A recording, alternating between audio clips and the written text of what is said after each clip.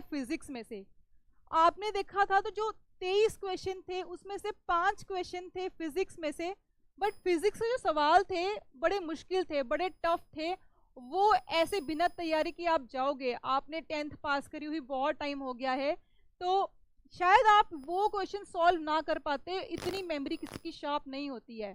ठीक है, तो इसलिए ये डिफिकल्ट एरिया था, चाहे क्वेश्चंस कम थे बट 5 क्वेश्चन भी बहुत बड़ी बात होती है। और अगर आप थोड़ी सी ऐसी तैयारी कर लें तो ये 5 में से आप 3 या 4 तो कर पाएंगे, एंड आप बाकी जो कंपटीशन है उसको बीट कर पाएंगे, आप बाकी लोगों से आगे बढ़ जाएंगे 3-4 क्वेश्चन। ठीक है, यही स्ट्रैटेजी है। और क्योंकि फिजिक्स डिफिकल्ट आई थी इसलिए सबसे पहले हम शुरुआत कर रहे हैं फिजिक्स के सेशन से। फिजिक्स में देखो मोटे मोटे ये टॉपिक आते हैं। शुरुआत कर रहे हैं हम मैकेनिक्स से। आज 80 to 90% मैकेनिक्स आपकी कंप्लीट हो जाएगी। कुछ जो 2-3 टॉपिक्स बचेंगे वो हम कल के सेशन में लेंगे, और इससे रिलेटेड कुछ क्वेश्चंस की प्रैक्टिस जो करनी है वो भी हम कल के सेशन में करेंगे। आज का सेशन थोड़ा लाइट रखा है, कल से हम थोड़ी स्पीड पकड़ेंगे। धीरे धीरे फिर हम बाकी के प्रॉपर्टीज ऑफ मैटर, ऑसिलेशंस, ये टॉपिक उठाएंगे। जो 2021 का पेपर था उसमें से optics, concave lens, convex lens, यहां से बड़े क्वेश्चन आए थे, और इलेक्ट्रिसिटी, मोटर और जनरेटर वाले क्वेश्चन थे वो यहां से आए थे, और ये एरिया थोड़ा टफ भी पड़ता है, तो ये भी हम डिटेल में कवर करेंगे। शुरुआत कर रहे हैं हम थोड़े इजी टॉपिक से। तो सबसे पहले देखो मैकेनिक्स में सबसे पहले जो टॉपिक आता है यूनिट्स का आता है, फंडामेंटल यूनिट्स, यानी कि मूलभूत जो यूनिट है। यूनिट किस चीज की यूनिट है? Unit of measurement.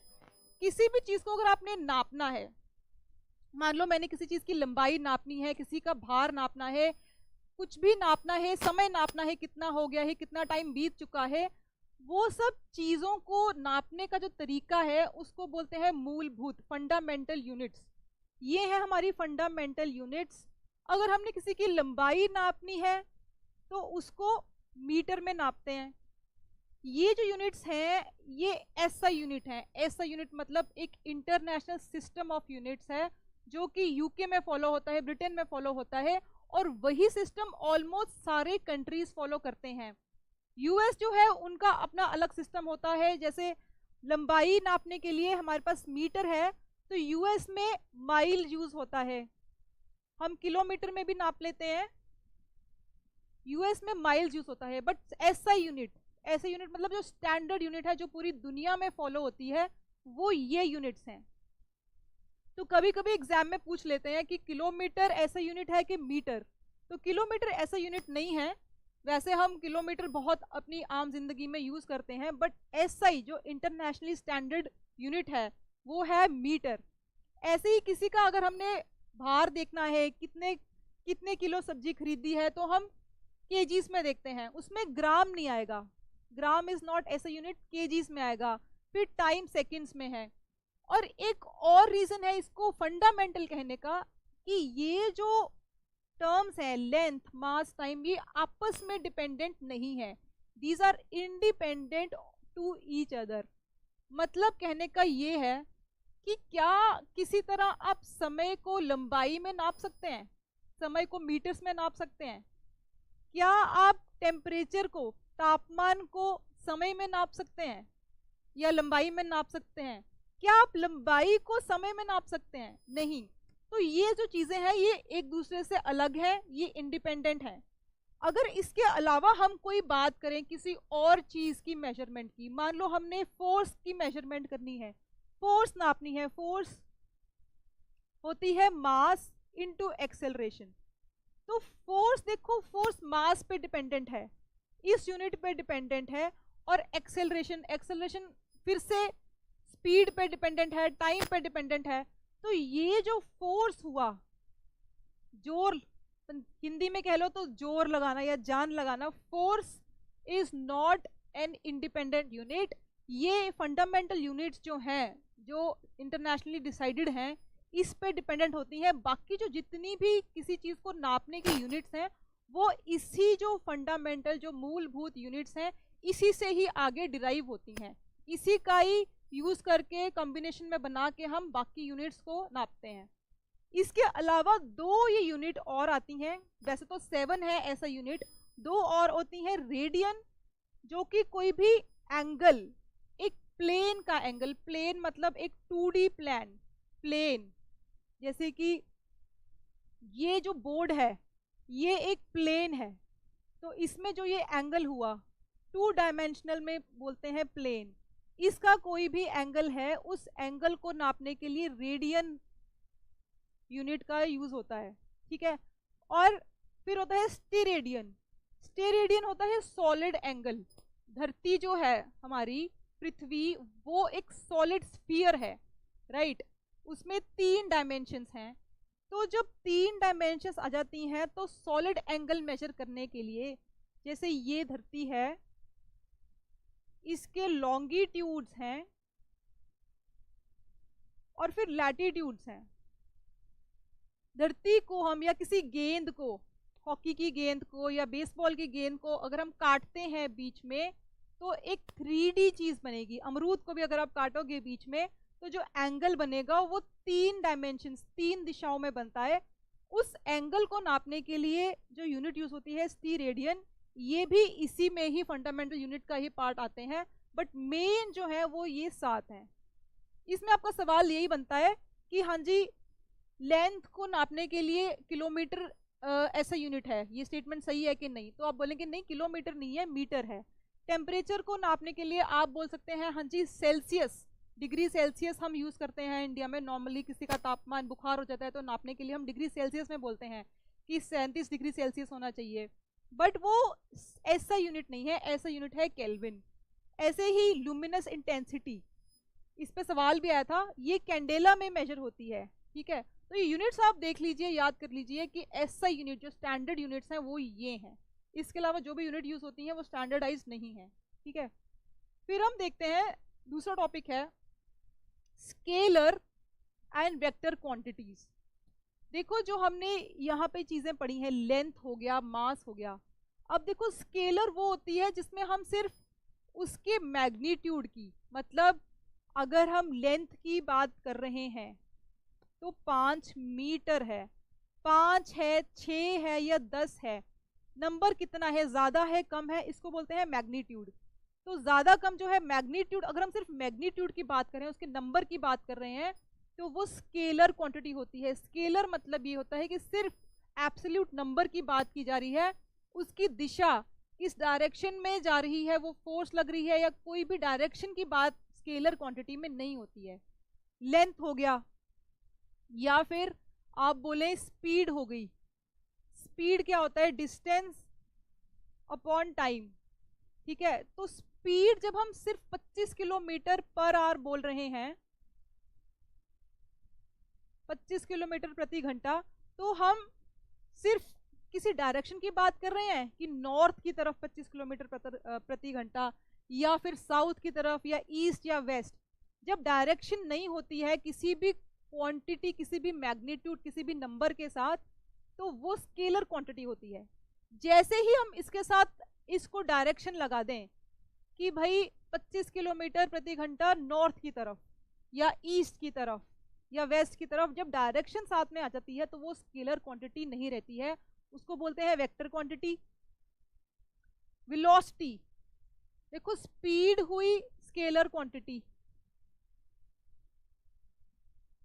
जब मैंने बोला 25 किलोमीटर प्रति घंटा तो ये हुई स्केलर वेलोसिटी। ऊपर ऐसे इसको यूज किया जाता है, वैसे ये एग्जाम्स के लिए इंपॉर्टेंट नहीं है, बट मैंने अब बोला 25 किलोमीटर प्रति घंटा इन नॉर्थ, तो ये वेलोसिटी की बात कर रही हूँ मैं, ये स्पीड की बात नहीं कर रही हूँ, ठीक है। लेंथ, मास, टाइम, क्या टाइम की कोई डायरेक्शन होती है क्या? लेंथ, अगर मैं इस बोर्ड को यहां से यहां नापूं या यहां से इधर से नापूं, आएगा तो वो 2 या 3 मीटर ही ना, उसकी डायरेक्शन फर्क नहीं पड़ रहा है, नाप पे फर्क पड़ रहा है। तो जहां डायरेक्शन का कोई मतलब नहीं है, जहां दिशा का कोई मीनिंग नहीं है, वो स्केलर क्वांटिटी हो गई। और जहां दिशा की जरूरत है, फोर्स की बात कर रहे हैं, अब मैं इस बोर्ड पे फोर्स लगाऊं तो वो फोर्स किस डायरेक्शन में लग रही है, ऐसे लगेगी। फोर्स बोर्ड पे लग रही है तो मैंने डायरेक्शन बताई, कितनी लगा रही हूँ, ज्यादा लगा रही हूँ, कम लगा रही हूँ, वो मैग्नीट्यूड है। किस डायरेक्शन में लगा रही हूँ वो उसकी उसको एक वेक्टर क्वांटिटी बनाती है। ऐसे ही डिस्प्लेसमेंट होता है, बाकी टर्म्स हम आगे समझेंगे। आप बस अभी इतना समझो कि वेक्टर जो होता है उसका मतलब हम साथ में डायरेक्शन की बात भी कर रहे हैं, मैग्नीट्यूड और डायरेक्शन। स्केलर की बात जब हम कर रहे हैं तो सिर्फ मैग्नीट्यूड, सिर्फ नंबर की बात कर रहे हैं, कम है या ज्यादा है। तो ये क्वांटिटी स्पीड, मास, वॉल्यूम, टाइम, इसमें डायरेक्शन से फर्क नहीं पड़ रहा है। क्या आप बोलेंगे कि वॉल्यूम जो है पानी नीचे से ऊपर भर रहा है, ऊपर से नीचे भर रहा है? नहीं, पानी बीकर में पानी अगर भर रहा है तो वो हम वॉल्यूम की बात करें, इतने लीटर भरा हुआ है, ठीक है। वेक्टर हो गई कि हाँ जी ये गाड़ी इस डायरेक्शन में चल रही है, या ग्रेविटेशन, जो ग्रेविटी है अर्थ की वो अर्थ की डायरेक्शन में है, वो ऊपर वाली डायरेक्शन में नहीं है। ग्रेविटी जो लगती है अगर ये अर्थ है तो उसकी एक स्पेसिफिक डायरेक्शन है, इसलिए ये एक वेक्टर क्वांटिटी हो गई। यहाँ पे हम डायरेक्शन की बात जरूर कर रहे हैं, ठीक है। नेक्स्ट टॉपिक है डिस्टेंस एंड डिस्प्लेसमेंट का। देखो इस पे भी सवाल आ जाते हैं। डिस्टेंस क्या होता है?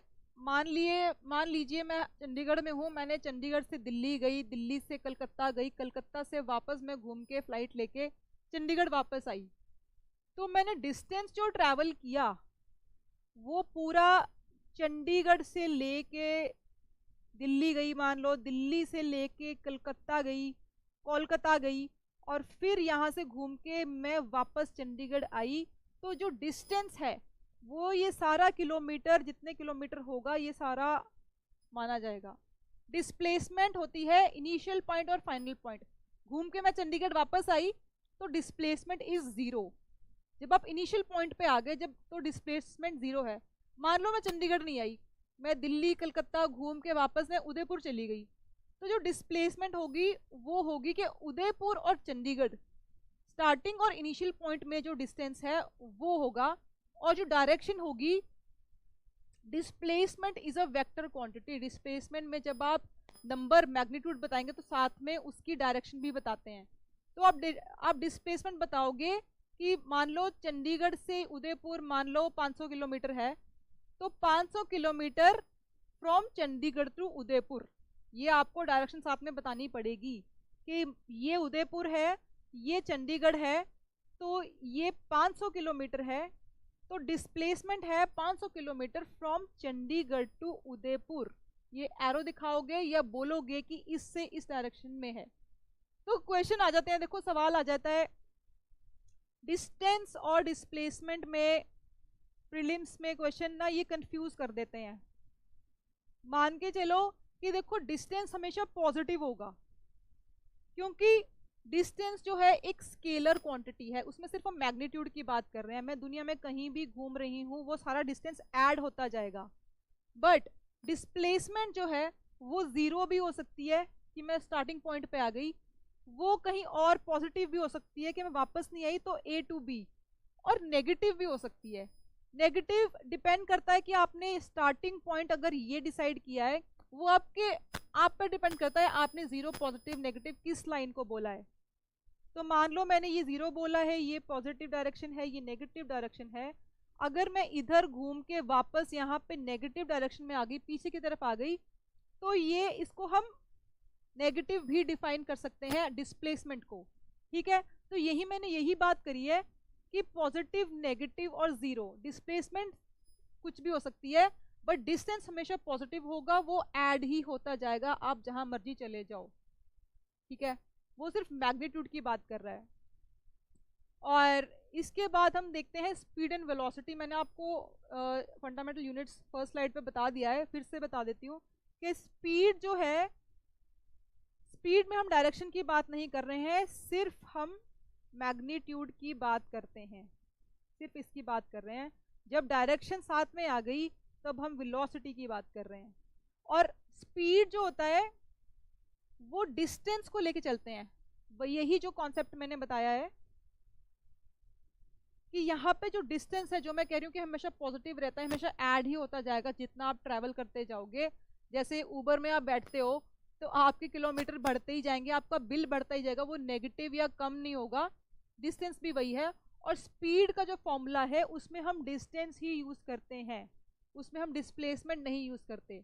पर वेलोसिटी जब हम निकालते हैं तो डिस्प्लेसमेंट यूज होती है। ये वेरी इंपॉर्टेंट, ये एग्जाम में ऐसे आता है और लोग गलत करके आते हैं, कंफ्यूज हो जाते हैं, क्योंकि होता क्या है, इन्होंने फॉर्मूले याद किए होते हैं। Never cram formulae. D upon time किया होता है, वेलोसिटी को भी डी अपॉन टाइम लिखा होता है, तो डी को तुम, दोनों के सिंबल सेम है तो इसको तुम डिस्टेंस मान लेते हो, बट वेलोसिटी जब निकालो तो displacement, velocity is a vector quantity.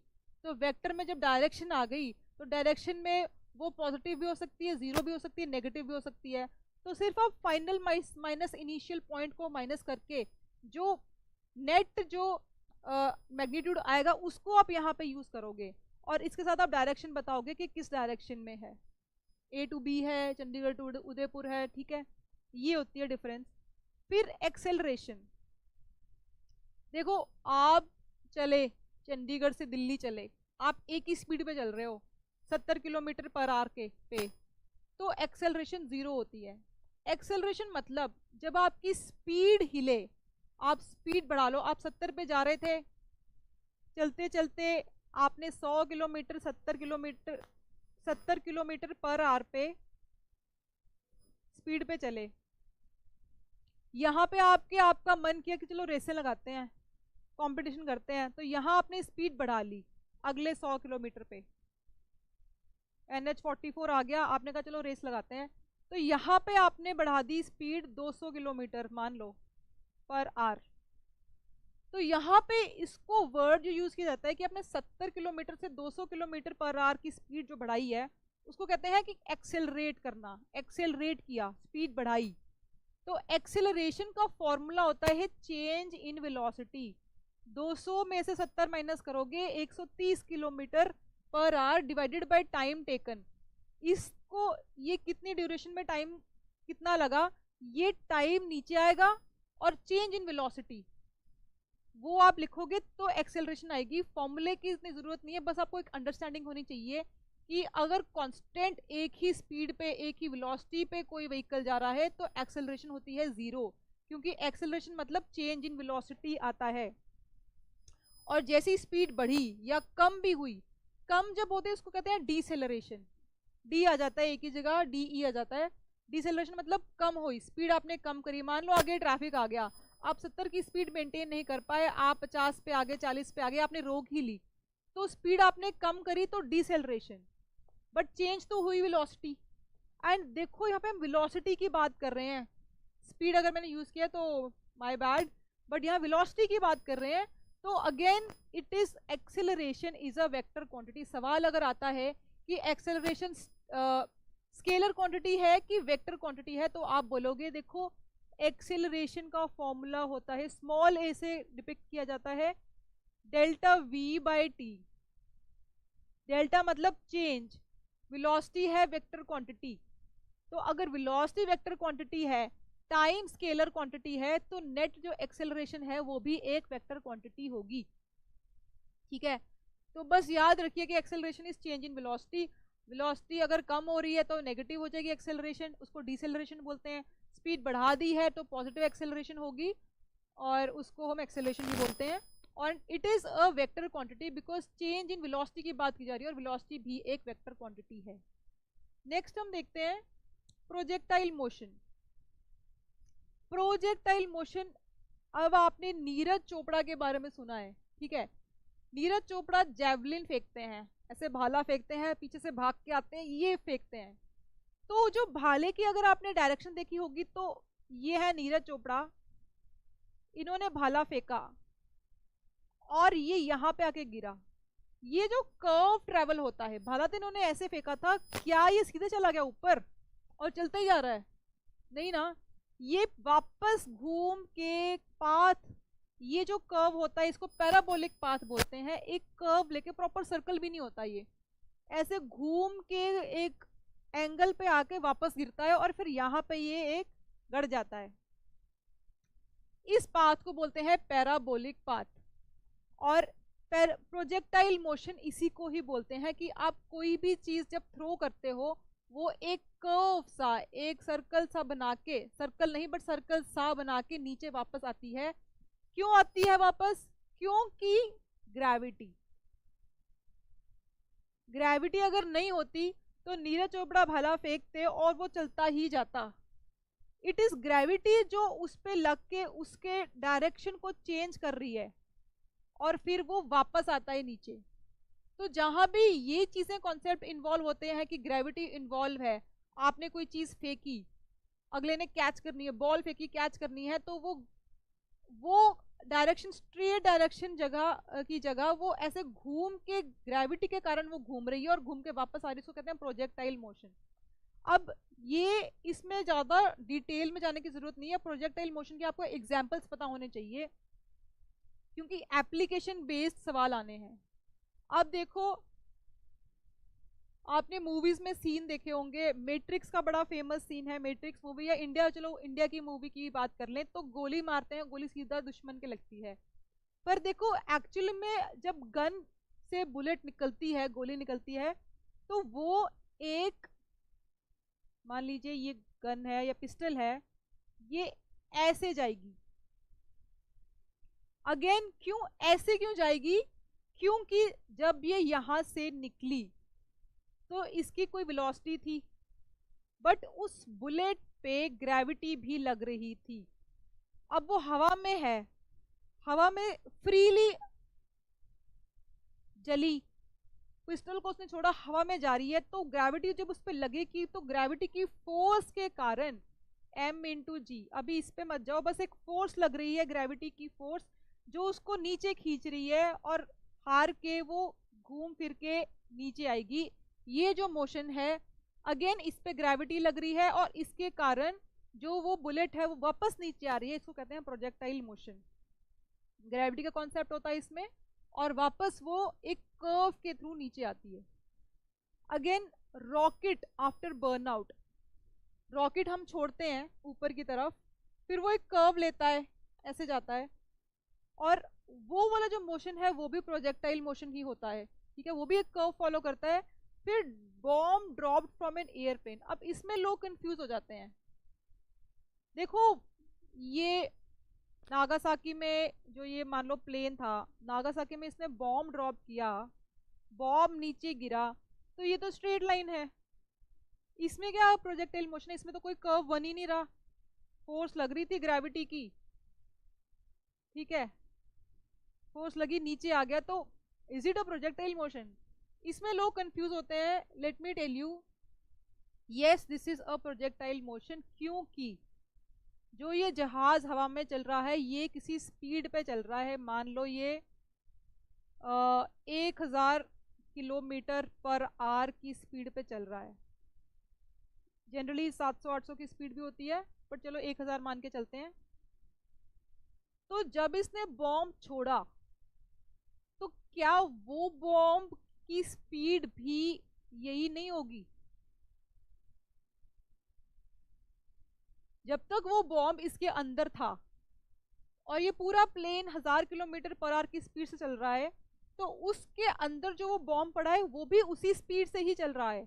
उसको आप, हम न्यूटन के लॉस में पढ़ेंगे, बट अभी आप एक बेसिक कॉमन सेंस लगाओ कि जब मैं बस में बैठी हूँ और बस 70 किलोमीटर पर आवर की स्पीड से चल रही है, तो मेरी बॉडी भी, क्योंकि वो बस में बैठी हुई है, बस का वो पार्ट है, तो मेरी बॉडी भी उसी स्पीड से ही चल रही है, ठीक है।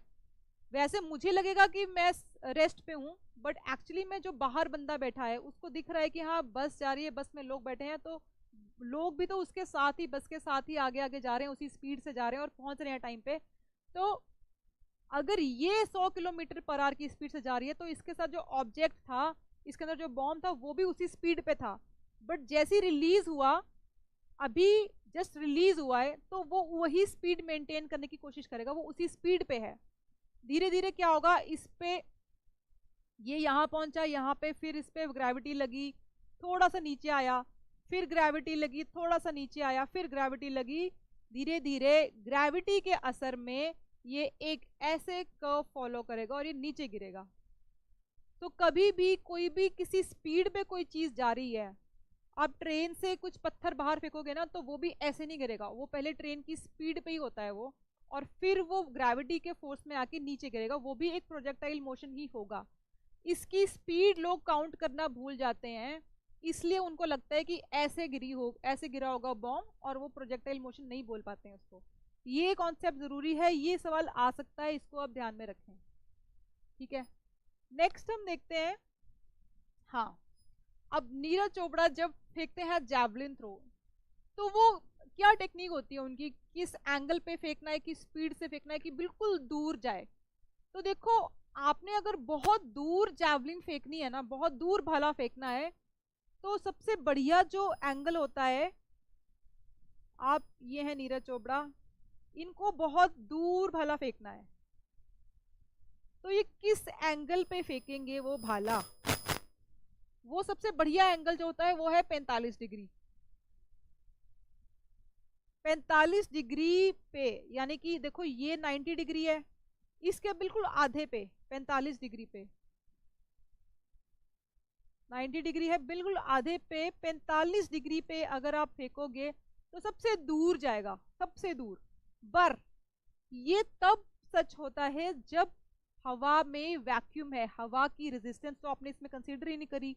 ये है आइडियल केस वैक्यूम में। असली में आम अगर प्रैक्टिकली हम बात करें तो हवा होती है, तो जब भाला फेंक रहे हैं तो उस पर हवा की रेजिस्टेंस लग रही है। रेजिस्टेंस आप सिंपल भाषा में समझिए कि हवा उसको रोक रही है, हवा का झोंका उसको लग रहा है, तो उससे उसकी स्पीड भी कम हो रही है, उसका एंगल भी कम हो रहा है। तो असली में जब नीरज चोपड़ा फेंकेंगे तो वो 45 से थोड़ा ऊपर एंगल पे फेंकेंगे, लेट से 50 डिग्री पे फेंकेंगे, ताकि जो हवा का भी रेजिस्टेंस लग रही है, हवा भी उसको किसी एंगल पे मोड़ने की कोशिश कर रही है, तो वो घूम फिर के 45 पे आ जाएगा, या 60 पे कह लो। 60 से हवा की रेजिस्टेंस आई तो थोड़ा सा एंगल चेंज होगा और वो 45 पे फाइनली जाएगा, और फिर वो सबसे दूर जाएगा। तो ये आप ध्यान रखिए, वैक्यूम में 45 डिग्री होता है, बट एक्चुअली में जब एयर रेजिस्टेंस हम कंसीडर कर रहे हैं, जब हवा का फ्रिक्शन हम कंसीडर कर रहे हैं, तो 45 से थोड़ा ज्यादा होगा। वो कितना भी हो सकता है, 50, 55, 60, थोड़ा सा ज्यादा होगा। फिर देखो, यस, हॉरिजॉन्टल कंपोनेंट। देखो ये बात आप समझ लो कि मान लीजिए ये हमने प्रोजेक्टाइल मोशन है। अब मैकेनिक्स में क्या होता है ना, फिजिक्स में क्या होता है, कोई भी चीज किसी भी एंगल पे हम फेंकते हैं ना, तो उसको हम वर्टिकल और हॉरिजॉन्टल कंपोनेंट्स में तोड़ सकते हैं। मैंने भाला फेंका, भाला मैंने 45 डिग्री पे फेंका, तो उसको हम, उसका कुछ कंपोनेंट हम वर्टिकल में खोल सकते हैं और कुछ कंपोनेंट हम हॉरिजॉन्टल में खोल सकते हैं। कि अगर 45 डिग्री पे इतनी फोर्स से भाला फेंका तो उस फोर्स को तोड़ दो वर्टिकल और हॉरिजॉन्टल में, तो क्या क्या कंपोनेंट्स बनते हैं। डिटेल में हम नहीं जाएंगे, बस ये याद रखो कि किसी भी एंगल पे, चाहे मैंने 10 पे फेंका, 20 पे फेंका, 40 पे फेंका, उसको हम हॉरिजॉन्टल और वर्टिकल कंपोनेंट्स में तोड़ सकते हैं। जब आप तोड़ते हो तो देखो, वर्टिकल जो ग्रेविटी लग रही है वो नीचे की डायरेक्शन में लग रही है, तो वो जो हॉरिजॉन्टल कंपोनेंट होगा जब हम तोड़ेंगे, तो ये वाला जो कंपोनेंट होगा इस पे उसका कोई असर नहीं होगा। ठीक है, इस पे उसका कोई असर नहीं होगा। और जो वर्टिकल कंपोनेंट होगा उसकी ही डायरेक्शन में, ऑपोजिट डायरेक्शन में ग्रेविटी लग रही है, तो सारा जोर जो ग्रेविटी का लगेगा वो उसके वर्टिकल कंपोनेंट पे होगा। तो ये आप याद रखिए कि जब किसी भी एंगल पे हमने कुछ भी प्रोजेक्टाइल मोशन एक शुरू किया, तो उसको जब हमने वर्टिकल और हॉरिजॉन्टल में तोड़ा, तो हॉरिजॉन्टल जो है that is independent of gravity, और इसलिए हॉरिजॉन्टल कंपोनेंट पूरे प्रोजेक्टाइल मोशन में एक कांस्टेंट स्पीड मेंटेन करेगा, क्योंकि उस पर फोर्स नहीं लग रही है। और जो वर्टिकल कंपोनेंट है उस पर ग्रेविटी लग रही है, तो इसलिए वो कंपोनेंट उसकी स्पीड चेंज होती जाएगी, जो वर्टिकल कंपोनेंट है। यहाँ पे यही बात बोली जा रही है कि horizontal component of velocity, velocity को अगर हम हॉरिजॉन्टल और वर्टिकल में चेंज करेंगे तो हॉरिजॉन्टल वाला एंगल, हॉरिजॉन्टल वाला कंपोनेंट चेंज नहीं होता है, वर्टिकल वाला component through out the projectile motion change होता रहेगा। थर्ड पॉइंट है कि यस, हाईएस्ट पॉइंट पे ये है वर्टिकल कंपोनेंट, ये है हॉरिजॉन्टल कंपोनेंट। हॉरिजॉन्टल कंपोनेंट तो हमने बोल दिया कि वो चेंज नहीं होगा, किसी भी पॉइंट पे देख लो। बट वर्टिकल जो हाईएस्ट पॉइंट होगा उस पर जो वर्टिकल कंपोनेंट होगा वेलोसिटी का, उस पर वेलोसिटी हो जाएगी 0। 0 होगी तभी तो वापस नीचे आएगा। ये है वर्टिकल कंपोनेंट उस टाइम पे। तो यहाँ पे ऊपर तो जा नहीं रहा, तो ऊपर का कंपोनेंट, ऊपर की जो वेलोसिटी है वो 0 है। हॉरिजॉन्टल यहाँ पे हाईएस्ट पॉइंट पे सिर्फ हॉरिजॉन्टल वेलोसिटी लग रही है, इधर की तरफ उसकी वेलोसिटी है, तो सिर्फ ये कंपोनेंट लग रहा होगा। फिर जब नीचे आएगा तो अगेन उस पे हॉरिजॉन्टल और वर्टिकल लग रहा होगा, हॉरिजॉन्टल और वर्टिकल लग रहा होगा, वर्टिकल हॉरिजॉन्टल, ठीक है। हाईएस्ट पॉइंट पे उसकी वर्टिकल वेलोसिटी होगी 0, ये आपको याद रखना है, ठीक है। फिर कहते हैं, इन्होंने एक एग्जाम्पल ली है। अब ये बहुत इंटरेस्टिंग एग्जाम्पल है, जानबूझ के मैंने इसमें रखा है ताकि आप समझ सकें। 2 balls thrown vertically and horizontally. अब देखो बात ये है कि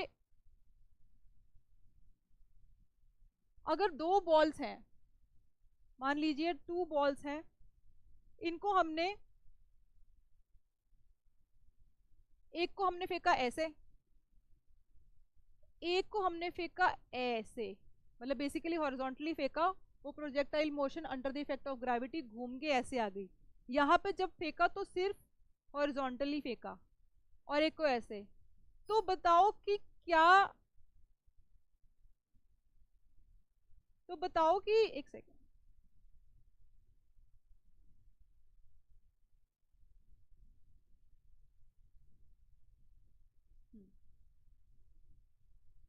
तो बताओ कि दोनों जो हैं ये सेम टाइम पे जमीन पे पहुंचेंगी क्या, कि अलग अलग टाइम पे? आप बताइए। देखो फिजिक्स बोलती है, फिजिक्स के लॉज बोलते हैं कि दोनों सेम टाइम पे ही पहुंचेंगे। क्यों? क्योंकि जब हमने ऐसे फेंका तो हमने ड्रॉप किया, अब जब यहां हम इसको फेंक रहे हैं तो हमने सिर्फ उसको हॉरिजॉन्टल कंपोनेंट, हॉरिजॉन्टल स्पीड दी है। वर्टिकली जो स्पीड है, वर्टिकली तो स्पीड इसकी है ही नहीं क्योंकि ये ऐसे फेंका है, तो नीचे की तरफ कोई स्पीड हमने इसको दी नहीं है। तो वेलोसिटी जो वर्टिकल है, इसको मान लीजिए वर्टिकल वेलोसिटी, वो इसकी भी 0 है, और हमने यहाँ पे इसको ड्रॉप किया था, तो जो वेलोसिटी है वर्टिकल वो इसकी भी 0 है, ठीक है। इसलिए ये सेम टाइम पे नीचे गिरेंगे। ये सिर्फ इस पे फोर्स लग रही है ग्रेविटी की, तो ग्रेविटी की फोर्स दोनों पे सेम लग रही होगी क्योंकि दोनों की वेलोसिटी जब हमने छोड़ा, एक को ऐसे छोड़ा एक को ऐसे, तो दोनों पे वेलोसिटी 0 थी, सिर्फ ग्रेविटी दोनों पे लग रही है और बराबर लगेगी, इसलिए सब दोनों एक टाइम पे ही नीचे गिरेंगे। अगर हमने इसको थोड़ा सा भी एंगल पे फेंका होता, जोर लगा के, ये थोड़ा थीटा होता, ये कुछ एंगल पे फेंका होता, तो फिर वो सेम टाइम पे नहीं गिरते। सिमिलरली अगर मैंने इसको यहाँ पे ड्रॉप नहीं किया होता, ऐसे छोड़ा नहीं होता, मैंने इसको ऐसे जोर से मारा होता फोर्स लगा के, तो इसकी कुछ वेलोसिटी होती, फिर वो 0 नहीं होती, कुछ वेलोसिटी होती, और फिर वो सेम टाइम पे नहीं गिरते। ये आपको समझने की जरूरत है, ठीक है। नेक्स्ट हम देखते हैं, हाँ ये हमारा एग्जाम्पल क्लियर है। इस एग्जाम्पल को आप याद रखिए क्योंकि ये ट्रिक क्वेश्चन होते हैं, ऐसे क्वेश्चंस में ही जो भी कंपेटिटिव एग्जाम्स होते हैं उनको ट्रिक क्वेश्चंस बहुत पसंद होते हैं, क्योंकि उसमें नॉर्मल जनरल नॉलेज आपकी लग नहीं रही होती और लोग स्पेसिफिकली पढ़ के नहीं गए होते उस सब्जेक्ट के लिए, तो वैसे ये फंसाते हैं। फिर फोर्स में बहुत टाइम से, अब ग्रेविटी की बात कर रही हूँ, फोर्स कॉन्सेप्ट समझना जरूरी है। देखो फोर्स सिंपल सा मतलब है, अगर मैं आपको नॉर्मली चीजें बोलूं एग्जाम पॉइंट ऑफ व्यू से, कॉमन अंडरस्टैंडिंग से, फोर्स मतलब कोई आप जोर लगा रहे हो, कोई जान लगा रहे हो। मैं इस बोर्ड को पुश कर रही हूँ तो मैं कुछ फोर्स लगा रही हूँ, मैं अगर इस बोर्ड को पुल कर रही हूँ तो फोर्स लगा रही हूँ। तो पुश या पुल, दरवाजों पे लिखा होता है ना पुश या पुल, जब आप उसको किसी भी चीज को, किसी भी ऑब्जेक्ट को पुश या पुल करते हो उसको बोलते हैं फोर्स लगाना, उस पर जोर लगाना, ठीक है। तो पुश एंड पुल याद रखिए। और ये जो पुश एंड पुल है, कितना जोर लगा रही हूं, ये न्यूटन्स में काउंट होता है, ऐसा यूनिट है। एंड अगेन जो फोर्स है, क्योंकि ये एक पर्टिकुलर डायरेक्शन में लगती है, मैंने आपको बोला कि जो ग्रेविटी है वो नीचे की डायरेक्शन में लगती है, ठीक है। तो फोर्स में भी push and pull, push and pull मतलब आप एक डायरेक्शन बता रहे हैं, तो डायरेक्शन इसका फोर्स का बहुत इंपॉर्टेंट कंपोनेंट होता है। किस डायरेक्शन में आप फोर्स लगा रहे हैं, आप अपनी तरफ लगा रहे हैं कि दरवाजे की तरफ लगा रहे हैं, इसलिए this is a vector quantity. फॉर्मूले वाइज अगर हम देखें कि क्या ये वेक्टर क्वांटिटी है, तो फोर्स जो होती है वो मास इनटू एक्सेलरेशन होती है, ठीक है। मास उस चीज का जिस पे आप फोर्स लगा रहे हो उस चीज का वेट कितना है, उसका मास कितना है, वेट इज डिफरेंट, और उस पे अब एक्सेलरेशन कितनी है। एक्सेलरेशन अगेन मैंने आपको बताया था कि change in velocity upon time. देखो ये फॉर्मूला याद करने की जरूरत नहीं है, जिसको समझ आ रहे हैं ठीक है, जिसको नहीं आ रहे हैं you can leave it. Just मैं फॉर्मूले की तरफ से बता रही हूँ कि क्योंकि हमने बोला था कि velocity is a vector quantity, तो acceleration is also a vector quantity, तो ये भी force is also a vector quantity.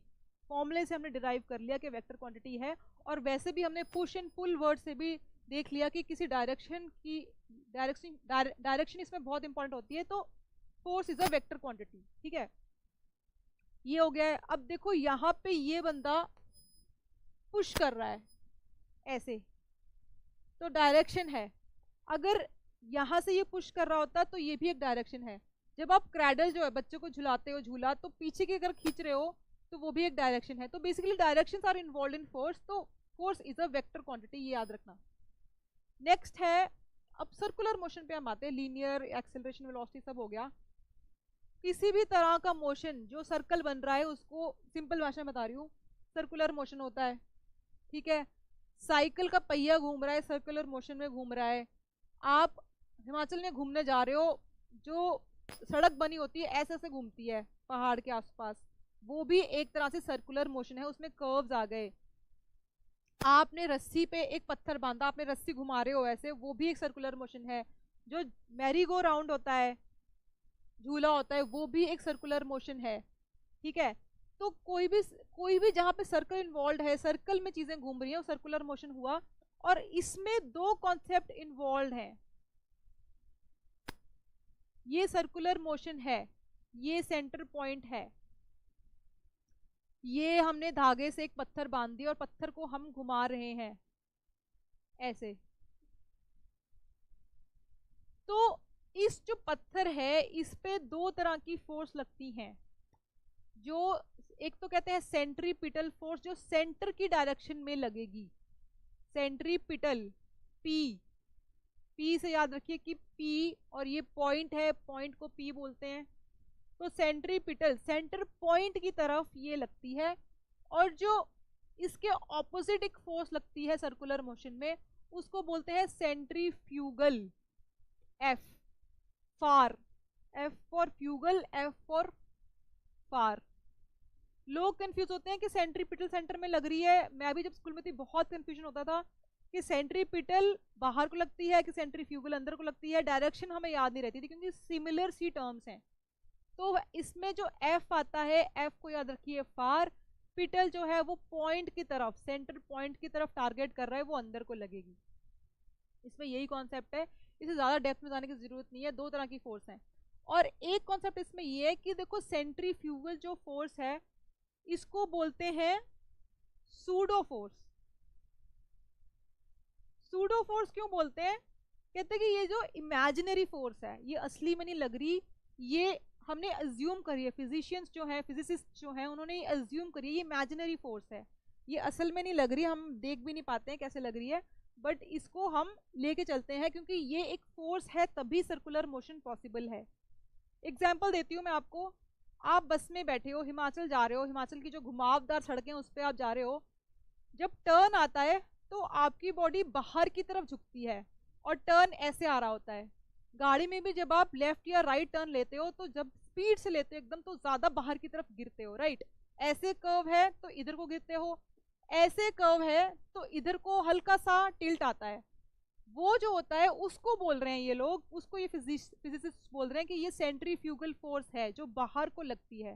Curve तो इधर को है, सेंट्रीपिटल फोर्स इधर घुमा रही है आपको सर्कुलर मोशन बनाने के लिए, बट एक इधर की भी एक फोर्स है जो हमें बाहर की तरफ धक्का दे रही है। क्लियर? अब एग्जाम्पल्स देखो, इसके बहुत सारे एग्जाम्पल्स हैं और बहुत अच्छे एग्जाम्पल्स हैं ये आपको एग्जाम पॉइंट ऑफ व्यू से अच्छे से समझ लेना, ये बहुत इंपॉर्टेंट है। एग्जाम में स्टेटमेंट्स आ सकती हैं। Cyclist inclined itself from vertical. देखो, ये है साइकिल, ये साइक्लिस्ट ऐसे जा रहा है बोर्ड के अंदर वाली तरफ, ठीक है, ऐसे बोलते हैं। ये तीर होता है, तीर का जो बैक साइड है वो जो क्रॉस होता है, अगर अब मैंने ऐसे डायरेक्शन दिखानी है तो मैं ऐसा सिंबल बनाऊंगी। अगर मैंने बाहर की तरफ डायरेक्शन दिखानी है, बोर्ड से बाहर की तरफ, तो ये सिंबल होता है कि तीर का सामने वाला हिस्सा और तीर का पीछे वाला हिस्सा। तो मैं यहाँ पे बोल रही हूँ कि अगर साइक्लिस्ट ऐसे जा रहा है अंदर को, तो और उसे एक सर्कुलर एक कर्व बनाना है ऐसे, तो वो एक एंगल पे टिल्ट मारता है। जब आप लेफ्ट या राइट मुड़ते हो तो आप ऐसे टिल्ट मारते हो, स्कूटर से या साइकिल से ऐसे टिल्ट मारते हो।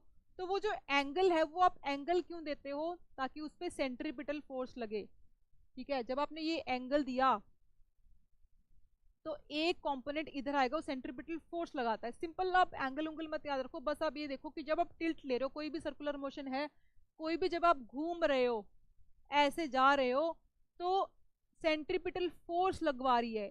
सेंट्रीपिटल फोर्स ही रिस्पॉन्सिबल होती है सर्कुलर मोशन के लिए, और उसको बैलेंस करने के लिए जो बाहर का टिल्ट होता है उसमें सेंट्रीफ्यूगल फोर्स होता है। आपने सपरेटा सुना होगा, जब दूध कहते हैं ना कि टोन, डबल टोन दूध चाहिए, तो उसमें से क्रीम निकाली होती है। अब क्रीम निकाली है, क्रीम को बाहर निकाला गया है, सेंट्रीफ्यूगल फोर्स उसमें इन्वॉल्व है। कैसे? सपरेटी की अगर आपने मशीन देखी होगी ना, वो बस गोल गोल बहुत तेज घुमाती है दूध को, बहुत फास्ट, बहुत तेज सर्कुलर मोशन में। तो जब वो घुमाती है तो जो क्रीम होती है, क्रीम पे फोर्स लग रही है। देखो ये क्रीम वाला एग्जांपल है, आपने ये मशीन है ऐसे घुमा दिया पूरे दूध को, तो दूध की जो क्रीम है, क्रीम होती है मोटी, दूध होता है पतला। तो बेसिकली क्रीम के पार्टिकल्स हैं बड़े बड़े और दूध है पतला, तो दूध मान लो हल्के पार्टिकल्स हैं उसके, पतले पार्टिकल्स हैं। तो जितने बड़े पार्टिकल्स है, जितनी भारी क्रीम, उस पर उतनी ही ज्यादा फोर्स लग रही है। जितनी ज्यादा उस पर फोर्स लग रही है वो उतने ही दूर को गिरेंगे, बाहर को। ये स्प्रेटी की मशीन है, तो यहाँ पे क्रीम साइड पे इकट्ठी हो जाएगी। जब साइड पे इकट्ठी हो रही है, जब बाहर को जा रही है, तो हम फार, अगेन फार जा रही है, तो सेंट्रीफ्यूगल फोर्स है। और जो लाइटर कंपोनेंट्स हैं, जो दूध है, हल्की चीजें हैं, जो पतला दूध, वो यहाँ सेंटर में इकट्ठा होता है, ठीक है। ये आपको कॉन्सेप्ट क्लियर होना चाहिए। अगर आप जैसे झूला झूले जाते हो पार्क में, एक सर्कल वाला झूला होता है ना, सेंटर में एक ऐसा होता है, वो घूमता रहता है, उसके ऊपर हम खड़े हो जाते हैं और वो घूमता है। अगर आप उसको छोड़ोगे ना तो आप बाहर को गिरोगे, राइट। अंदर को क्यों नहीं गिरते? सेंट्रीपिटल फोर्स लग रही है, वो ऐसे से घूम रहा है, सर्कुलर मोशन है, तो आप सर्कुलर मोशन में जाना चाहिए ना, बाहर को क्यों गिरते हो? तो बाहर, जब बाहर का कॉन्सेप्ट है, सर्कुलर मोशन में कुछ भी चीज बाहर को गिरती है, बाहर इकट्ठी हो रही है, तो सेंट्रीफ्यूगल फोर्स इज रिस्पॉन्सिबल, ठीक है। और सिर्फ सर्कुलर मोशन के लिए, उस मशीन के सर्कुलर मोशन के लिए सेंट्रीपिटल फोर्स होती है, ठीक है। एक और एग्जांपल है, बकेट कंटेनिंग वाटर। आप एक बाल्टी लो, बाल्टी में भरो पानी, और उसको बहुत स्पीड से वर्टिकल मोशन में घुमाओ, ऐसे ऐसे। वैसे आप घुमा नहीं पाओगे इतनी स्पीड से कि उसका पानी ना गिरे, बट एक मशीन अगर लोगे और आप इतनी स्पीड मेंटेन कर पाओ कि वो जो पानी है वो पूरा वर्टिकल, जब हाईएस्ट पॉइंट पे आ जाएगा ना, तब भी उसका पानी नहीं गिरेगा, वो आगे चला जाएगा, एक बूंद पानी नहीं गिरेगा, और वो पानी बकेट में ही रहेगा, बाल्टी में रहेगा और घूमता रहेगा ऐसे ऐसे। उसका भी रीजन यही है कि देखो हाईएस्ट पॉइंट पे क्या हो रहा है, हाईएस्ट पॉइंट पे ये हो रहा है, ये बकेट में पानी है, ये यहां पहुंचा, ये हाईएस्ट पॉइंट पे जब पहुंचा, तो बकेट का पानी जो है, ये तला है बकेट का, बकेट ऐसी है, नीचे से खुली हुई है, ऊपर के तले पे सारा पानी चिपक जाता है। क्यों? क्योंकि इसके ऊपर लग रही है सेंट्रीफ्यूगल फोर्स। वो इसके पानी को ऊपर, जो बाल्टी का तला है उस पर चिपका के रखती है ऊपर की तरफ, इसीलिए पानी नीचे नहीं गिर रहा है। एंड ये होने के लिए, अब मैंने बोला कि स्पीड, अगर अगर आप स्लो घुमाओगे ना तो नीचे गिरेगा, एक स्पीड चाहिए होगी। स्पीड में बहुत वेगली, यहाँ लूजली टर्म यूज कर रही हूँ, उसको आप स्पीड मत बोलिए, बस ये समझिए कि बहुत फोर्स से अगर मैं घुमाऊंगी तो ही ये फिनोमेना पॉसिबल है। क्यों? क्योंकि जितनी फोर्स से मैं घुमाऊंगी उतनी ही सेंट्रीफ्यूगल फोर्स हमें उस लेवल तक अचीव करनी पड़ेगी जहाँ पे सेंट्रीफ्यूगल फोर्स सेंट्रीपिटल फोर्स से ज्यादा हो जाए और पानी नीचे ना गिरे, ठीक है, पानी नीचे तब नहीं गिरेगा जब सेंट्रीफ्यूगल फोर्स, जो बाहर वाली फोर्स है, दैट इज ग्रेटर देन अंदर वाली फोर्स। ठीक है, ये समझ में आता है। फिर एग्जाम्पल है, हाँ ये हिमाचल का एग्जाम्पल फिर से आता है। देखो हिमाचल में अब मान लो ये पहाड़ है, पहाड़ के साइड पे ये सड़क जा रही है। अब ये जो सड़क है ना, अगेन हम अंदर को जा रहे हैं, ऐसे घूम के यहाँ से आए अंदर को घूम के जा रहे हैं। तो ये जो सड़क है ना, ये एक एंगल पे होती है। ये सड़क ऐसे नहीं बनाई गई, पहाड़ की बिल्कुल सीध में नहीं होती, ये एक एंगल पे बनाई गई है। क्यों? जब आप ऐसे पहाड़ के आसपास घूम रहे हो ना ऐसे, तो ये जो एंगल है ये आपको सेंट्रीपिटल फोर्स प्रोवाइड करता है, जो आपको सर्कल में ही रखने की कोशिश करता है। अगर ये एंगल नहीं होगा और आपने ले ली स्पीड, तो सेंट्रीफ्यूगल फोर्स बड़ी हो जाएगी सेंट्रीपिटल फोर्स से, और आप बाहर की तरफ गिरोगे खाई में, पहाड़ के साइड पे जो खाई है वहां गिरोगे खींच के। इसलिए जो सड़क है ऐसे जा रही है, वो एक एंगल पे बनाई गई है। ठीक है, उसको एक एंगल दिया गया है। समझ रहे हैं आप? ये सड़क है, ये समतल ऐसे नहीं है, ये पहाड़ है, ये एक एंगल पे ऐसे सड़क बना दी है ताकि जब आप ऐसे जा रहे हो तो आपको यहाँ से सेंट्रीपिटल फोर्स का सपोर्ट मिलता है, जो आपको सर्कल में रखता है। अगर आप समतल सड़क पे जाओगे और ये पहाड़ है और आपने ले ली स्पीड, तो आप ऐसे गिरोगे खाई वाली साइड। समझ में आता है ये? तो ये 3-4 एग्जाम्पल आपके क्लियर हो गए हैं। एक लास्ट एग्जाम्पल बचा है, वो है ऑर्बिटल मोशन ऑफ इलेक्ट्रॉन्स। थोड़ा केमिस्ट्री इसमें आ रही है। ये है एटम का बीच वाला पार्ट जहाँ पे न्यूट्रॉन्स और प्रोटॉन्स अवेलेबल हैं। इसके आसपास बहुत छोटे छोटे सर्कुलर मोशन में इलेक्ट्रॉन्स घूम रहे हैं।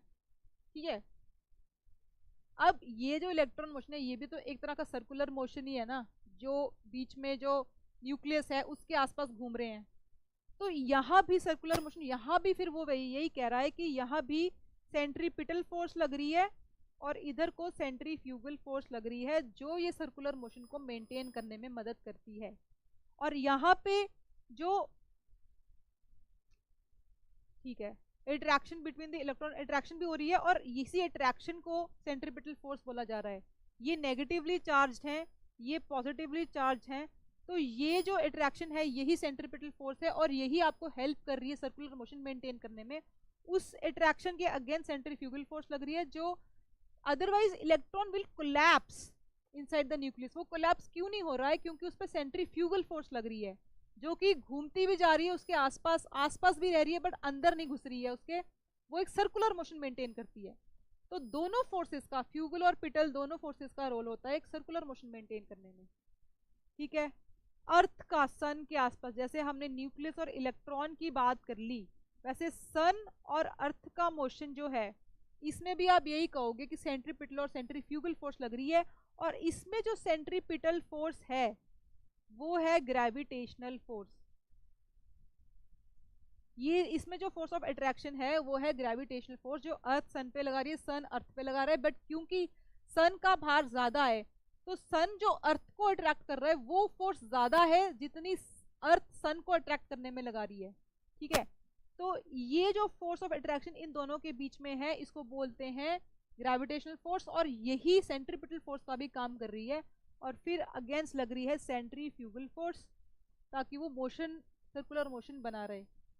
ठीक है, फिर एक टर्म आती है, देखो ये काफी लोगों को ना ये समझ नहीं आता टॉर्क क्या होती है, और टॉर्क पे कई बार सवाल आ जाता है। आप बिल्कुल सिंपल भाषा में समझिए, कोई कंफ्यूजन की दिक्कत नहीं है। टॉर्क जो होती है एक ऐसी फोर्स है जो सर्कल मेंटेन करती है, सर्कुलर मोशन मेंटेन करती है, बस और कुछ नहीं याद रखना। एक नॉर्मल फोर्स जो होगी, आपने एक पत्थर पे फोर्स लगाई, वो सीधा जाने लग गया, लीनियर मोशन। जहां सर्कुलर मोशन की बात आ गई तो वहां जो फोर्स इन्वॉल्व है उसको बोलते हैं torque. Torque is responsible for ऐसे जो हम कर्व ले रहे हैं सर्कल में, बस और कुछ आपको याद रखने की जरूरत नहीं है। रोटेशनल इफेक्ट वेक्टर क्वांटिटी है, आप गाड़ी बजा रहे हो, टर्न ले रहे हो, तो जो भी फोर्स उसमें इन्वॉल्व है वो टॉर्क बोलते हैं उसको, बस और कुछ आपको याद रखने की जरूरत नहीं है। और वेक्टर क्वांटिटी, फोर्स वैसे भी वेक्टर क्वांटिटी ही होती है, चाहे आप नॉर्मल लीनियर मोशन की बात कर रहे हैं, राइट। तो इसको मोमेंट ऑफ फोर्स भी बोलते हैं, बड़ा फैंसी टर्म है, कोई याद रखने की जरूरत नहीं है, जस्ट बोलते हैं, दैट इज इट। नेक्स्ट हम देखते हैं, अब देखो फोर्स की मैंने बात कर ली, फोर्स मैं बोल रही हूँ बार बार के मास इनटू एक्सेलरेशन होता है। देखो ये किसने बोला था, ये बोला था हमारे न्यूटन भाई साहब ने, जिनकी बहुत फेमस स्टोरी है कि इनके सिर पे एप्पल गिरा था, सेब गिरा था, तो इनकी बुद्धि चमकी, इनका बुद्धि का बल चमका और इन्होंने पूरी कैलकुलस 2-3 महीने में छाप दी थी। उसमें हमें पढ़ना पड़ गया डिफरेंशिएशन, इंटीग्रेशन, और हमारी पूरी 11th और 12th की पढ़ाई साइंस स्टूडेंट्स की खराब करी थी इन्होंने, ठीक है। तो इन्होंने ही 2-3 लॉज भी दे दिए थे उसी टाइम में, उसी 2-3 महीने में। और एक बात मैं ये कहना चाहूंगी, आउट ऑफ टॉपिक है, कि कहते हैं कि इनके सिर पे सेब गिरा था तो इनको सब कुछ समझ में आ गया कि हाँ सेब गिरा है, तो ग्रेविटी थी, ग्रेविटी का इन्वेंशन हो गया, डिस्कवरी हो गई, और फिर इन्होंने सारी कैलकुलस लिख दी, ग्रेविटी बता दी इन्होंने। देखो ऐसा नहीं हुआ था, he was actually studying the motion of moon around earth, कि भाई मून जो है वो अर्थ के अराउंड कैसे घूम रहा है, वो सर्कुलर मोशन कैसे मेंटेन कर रहा है, या तो वो गिर जाए, वो कहीं और चला जाए, क्या रिलेशन है मून और अर्थ में। तो ये वो प्रॉब्लम सॉल्व करने की कोशिश कर रहे थे। इस प्रॉब्लम को सॉल्व करते हुए जब उनके सिर पे एक सेब गिरता है तो उनको समझ में आया कि शायद जिस फोर्स से ये सेब कहीं और नहीं गिर रहा है, ये धरती की तरफ ही गिर रहा है, शायद वही फोर्स मून पे लग रही है, और इसलिए वो कहीं और नहीं जा रहा है, वो धरती की तरफ ही चक्कर काट रहा है, ठीक है। ये थी कहानी, इसको ज्यादा सिंप्लीफाई करके लोगों ने ये बात बोल दी थी। तो हाँ देखो, इन्होंने 3 लॉज ऑफ मोशन दिए, इन्होंने मोशन जो एक फिनोमेना है फिजिक्स में कि चीजें मूव कैसे करती हैं, उस पर बोला कि भाई दुनिया में कहीं भी किसी भी ऑब्जेक्ट का कोई भी मोशन, कोई भी चीज मूव करती है तो उस पर फिजिक्स के 3 लॉ लगते हैं कहीं भी, विदाउट एनी एक्सेप्शन। तो इन लॉज की हम आज बात करेंगे, 10th क्लास का सिलेबस है, ये लॉज आते ही आते हैं, पता होने चाहिए, बहुत ही फेवरेट टॉपिक्स होते हैं। फर्स्ट लॉ जो बोलता है न्यूटन का, न्यूटन ने पहला लॉ ये दिया कि भैया, सिंपल भाषा में मैं बताती हूँ, फिर हम न्यूटन ने जो बोला उस पर देखते हैं, कि भाई तुम सुबह तब तक नहीं उठोगे जब तक तुम्हारी मम्मी तुम्हें एक लाफा ना मार दे, तुम्हें एक चांटा ना मार दे। जब एक्सटर्नल फोर्स आएगी, मम्मी का चांटा आएगा, तब आप जागोगे, तब आपकी नींद खुलेगी, और तब आप स्कूल जाओगे या कॉलेज जाओगे या ऑफिस जाओगे।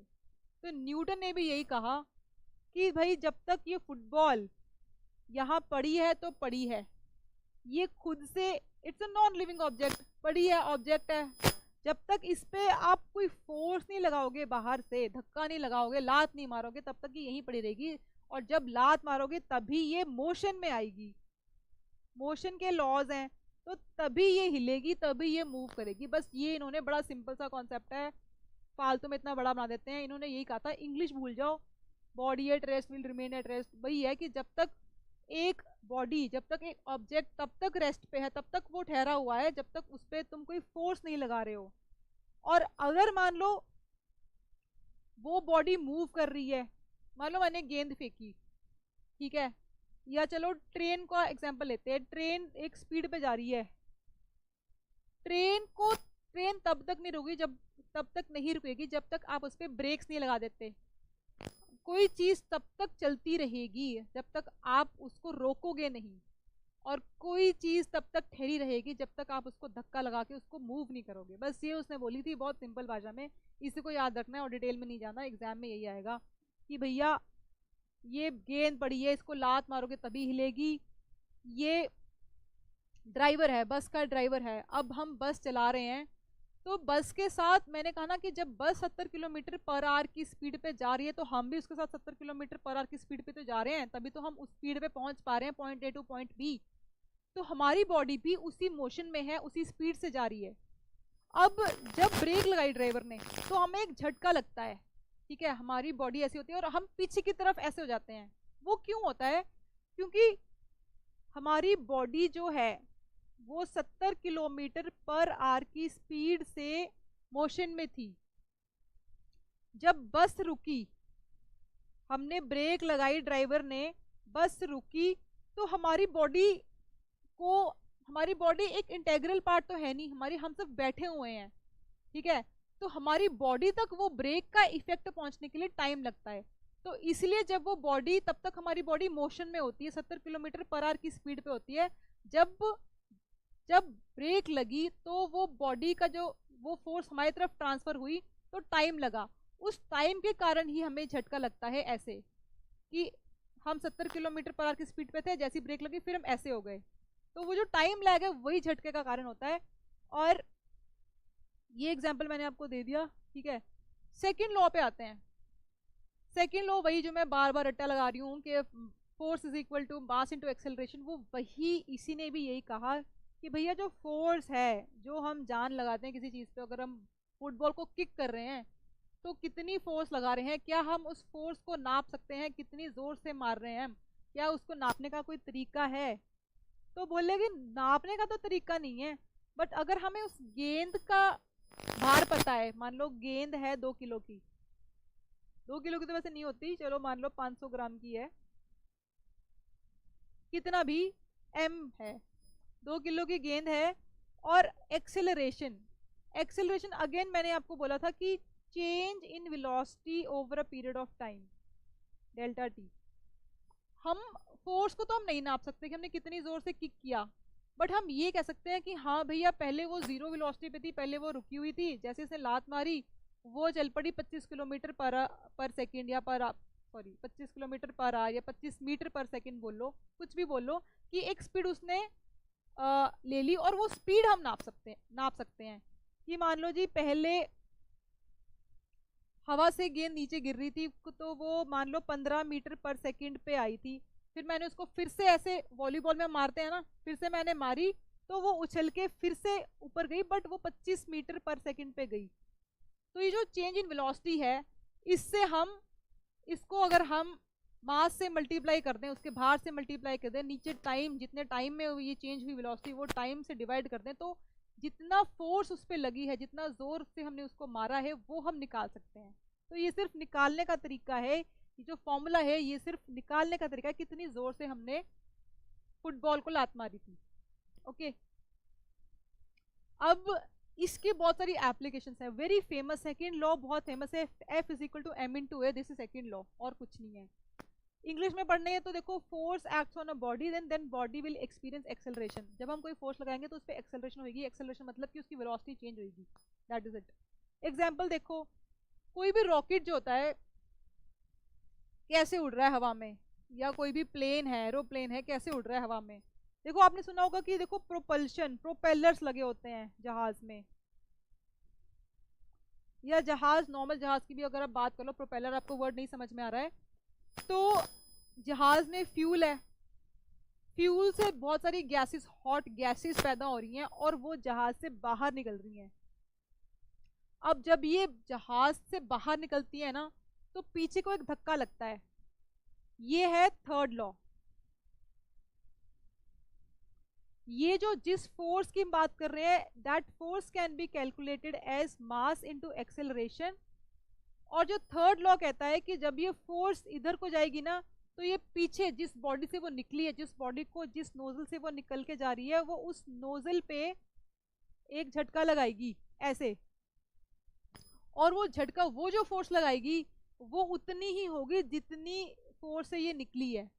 तो action is equal to reaction. Third law ये बोलता है कि अगर आपकी, नहीं ऐसे गलत एग्जांपल हो जाएगा कि अगर आपकी मम्मी आपको थप्पड़ मारेगी तो आप भी मार सकते हैं, नहीं गलत हो जाएगा, बट स्टिल कि अगर पाकिस्तान हम पे अटैक करता है तो हम भी करारा जवाब देंगे, उतना ही, ठीक है, उससे ज़्यादा नहीं, क्योंकि हम भी एक पीसफुल कंट्री हैं। बट यही बोल रहा है कि देखो कोई भी एक्शन होता है उसका एक रिएक्शन होता है। इसके बड़ा सिंपल आपको एग्जांपल देती हूँ। देखो मैंने ये उंगली रखी बोर्ड पे, अब मैं ये बोर्ड जब मैं प्रेस कर रही हूँ ना, तो क्या मेरी उंगली बोर्ड के अंदर जा रही है? क्या ये धस रही है स्क्रीन? क्यों नहीं धस रही? मैं फोर्स तो लगा रही हूँ, धस क्यों नहीं रही? क्योंकि जितनी फोर्स मैं लगा रही हूँ ना, उतनी ही फोर्स ये बोर्ड मेरी उंगली पे लगा रहा है, और इसीलिए ना मेरी उंगली धस रही है बोर्ड, ना मेरी उंगली धस रहा है, और ना ही मेरी उंगली अंदर जा रही है।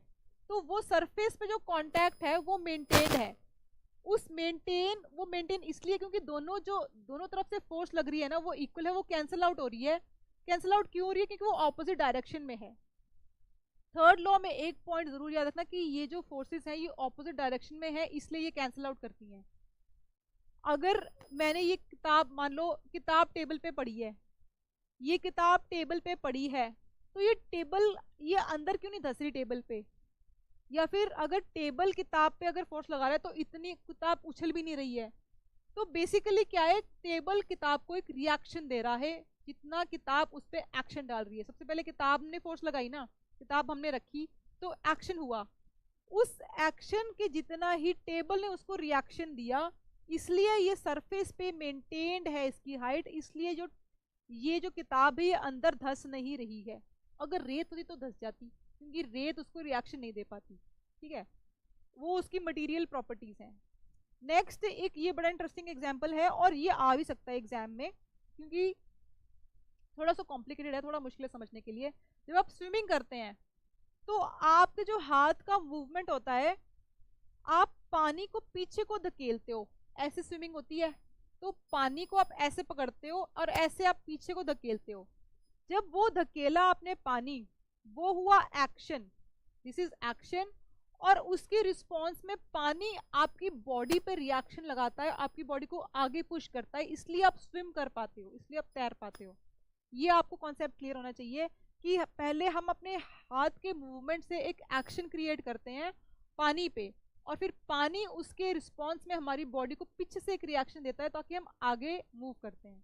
ठीक है, ये हो गया थर्ड लॉ का एग्जाम्पल। सेकेंड हम देखते हैं इम्पल्स। देखो impulse is also very interesting topic, exam point of view से इट्स वेरी इंपॉर्टेंट। इम्पल्स को आप सिर्फ ऐसे समझिए, देखो एक वर्ड होता है इम्पल्सिव शॉपिंग, कि भाई मेरा मूड किया, मैं घर पे आराम से बैठी हुई थी, अपना काम कर रही थी, एकदम से मेरा मूड हुआ, मैं गई और मैं 10,000 की शॉपिंग करके आ गई, फिर घर आके मेरे को रिग्रेट हुआ कि भाई मैंने अपने पैसे वेस्ट कर दिए। तो ये जो इम्पल्सिव बिहेवियर है, मतलब कि कुछ एक बहुत छोटे टाइम के लिए मैंने बड़ा अजीब सा बिहेव किया, इसको कहते हैं इम्पल्सिव बिहेवियर। ऐसे मान लो कि किसी को, कोई वैसे नॉर्मली तो बहुत शांत इंसान है, बट उसको कभी कभी ऐसे 2 मिनट के लिए बड़ा गुस्सा आ जाता है किसी बात पे, और फाइनली जब वो नॉर्मल आता है 2 मिनट बाद, तो वो कहता है कि हाँ भाई मेरे से गलती होगी, मेरा इम्पल्सिव बिहेवियर है, मैं कभी कभी गुस्सा हो जाता हूँ। ये जो इम्पल्स होती है ना, इस इम्पल्सिव बिहेवियर, ये इम्पल्स वर्ड यहाँ से निकला है कि एक बहुत ही शॉर्ट ड्यूरेशन के लिए बहुत ज्यादा फोर्स जनरेट हुई। ठीक है, बहुत शॉर्ट ड्यूरेशन के लिए इतनी ज्यादा। विराट कोहली को आपने बैटिंग करते देखा है, बॉल आ रही थी मजे से अपनी स्पीड पे, स्पिनर ने बॉल फेंकी, बड़ी अच्छी स्लो बॉल थी, उसने पटाख से मारा और छक्का गया।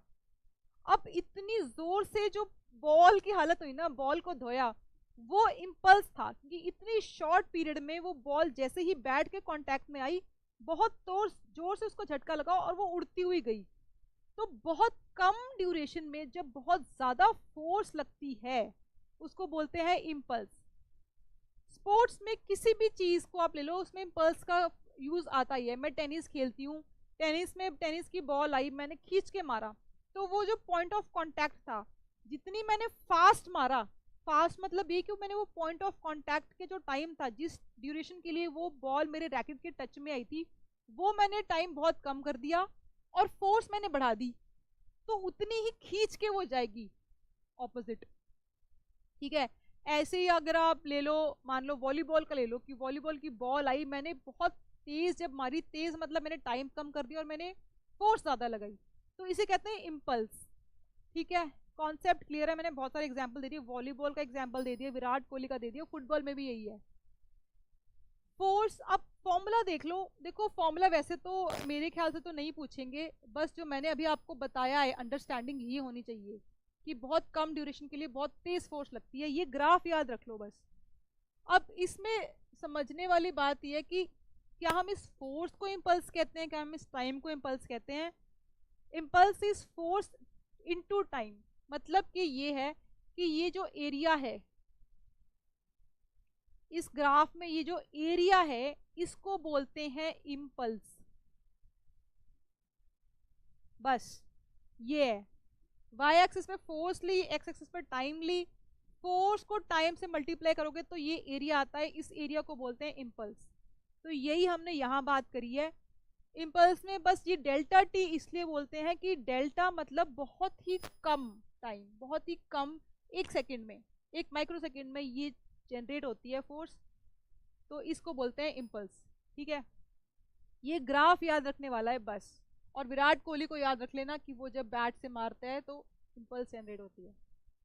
अब मोमेंटम की डेफिनेशन देख लेते हैं। देखो वैसे तो नहीं आएगा, बट जैसे हम बोलते हैं कि भाई मेरा पढ़ाई में ना मोमेंटम नहीं बन रहा, मतलब 4 दिन पढ़ा, 5वें दिन नहीं पढ़ा, फिर 6वें दिन पढ़ा, तो भाई मोमेंटम नहीं बन रहा। बड़ा ऐसे वर्ड्स हम यूज करते हैं आम भाषा में, नहीं भी करते हैं तो बता देती हूँ। मोमेंटम होता है, मोमेंटम होता है मास इनटू वेलोसिटी।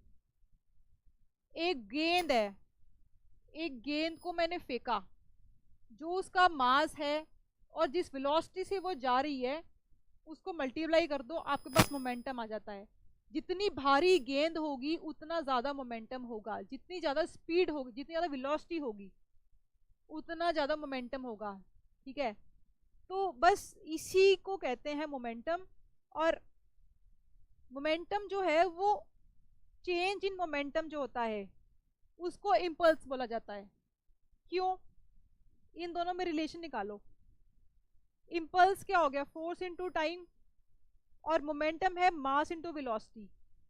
अब वेलोसिटी को इसमें आप इसकी वैल्यू अगर इधर फिल करोगे तो चेंज इन मोमेंटम जो होगा ना वो आपका आएगा इम्पल्स। देख लेते हैं कैसे आएगा। मास है, वेलोसिटी है, चेंज इन मोमेंटम मतलब हो गया कि mv2 माइनस mv1। ये मैंने जब बॉल को जब विराट कोहली ने शॉट मारा तो पहले वेलोसिटी थी बॉल की v1, फाइनल होगी v2, तो चेंज इन मोमेंटम क्या हुआ? m, मास तो उतना ही रहा, बॉल फट तो नहीं गई, तो मास का जो बॉल का मास है वो उतना ही रहा, delta v, v2 minus v1।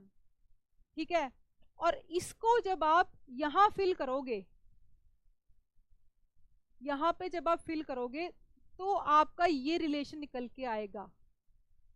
ठीक है,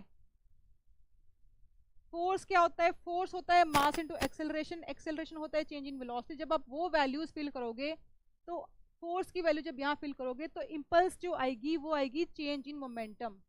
ठीक है, तो बस आप ये याद रखिए कि जो इम्पल्स है वो है चेंज इन मोमेंटम। यहाँ भी मैंने लिख दिया है, ये आपसे पूछ सकते हैं डायरेक्टली, और इसमें आप फॉर्मूले में मत घुस जाना कि फोर्स है m इंटू ए है डेल्टा v बाई टी। इसको आप यहाँ फिल करोगे तो इम्पल्स आएगी m delta v upon delta T into delta T, ये वाला डेल्टा टी कैंसिल हुआ, m delta v, m delta v आपका m डेल्टा v आपका इम्पल्स आ गया, और यही है m delta v change in momentum v2 minus v1।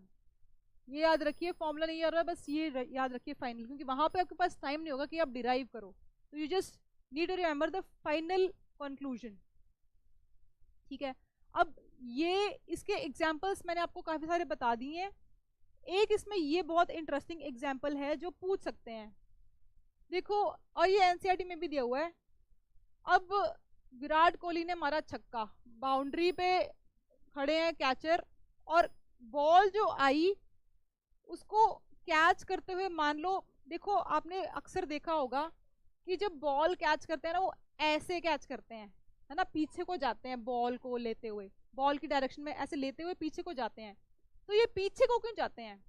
ये इसलिए जाते हैं कि अगर आप बॉल को ऐसे कैच करोगे ना, जो गली क्रिकेट में हम लोग करते हैं, तो इतनी जोर से बॉल इम्पल्स, ये इम्पल्स जनरेट इतनी जोर से लगेगी ना आपको कि आपके हाथ एक तो लाल हो जाएंगे, ऊपर से बॉल यहाँ से न्यूटन थर्ड लॉ लगेगा, एक्शन रिएक्शन, बॉल बाहर गिरेगी, कैच छूट जाएगी, नीचे गिर जाएगी। और ऐसा अक्सर होता भी है, इसलिए बॉल आपके हाथ में ही रहे, आपके हाथ में आती रहे, ये ऐसे किया जाता है। और ऐसे करने का फिजिक्स में मतलब देखो क्या होता है। देखो इम्पल्स का मैंने आपको मतलब बताया था कि बहुत कम ड्यूरेशन में, ग्राफ आप याद करो कि बहुत कम ड्यूरेशन में आपने बहुत ज़्यादा फोर्स लग गई, तो वो इम्पल्स जब आप कैच करोगे ना, तो वो इम्पल्स जनरेट ना हो, तो ये टाइम की ड्यूरेशन वो बढ़ा देते हैं। पॉइंट ऑफ कांटेक्ट पे जितना टाइम लग रहा है, ऐसे जब आप करोगे तो अब कितने टाइम में वो कांटेक्ट में रह रही है, मेरे हाथ में आ रही है, वो पॉइंट ऑफ कांटेक्ट का टाइम बढ़ा दिया मैंने। तो मेरे पे ना ये जो फोर्स है ये कम लगेगी, मेरे पे ये हर्ट कम होगा, और मैं उसको टाइम दे रही हूँ, रिएक्शन भी क्रिएट नहीं होता है, थर्ड लॉ भी लग गया। तो मैंने उसको टाइम दिया कि वो मेरे हाथ में ही रहे।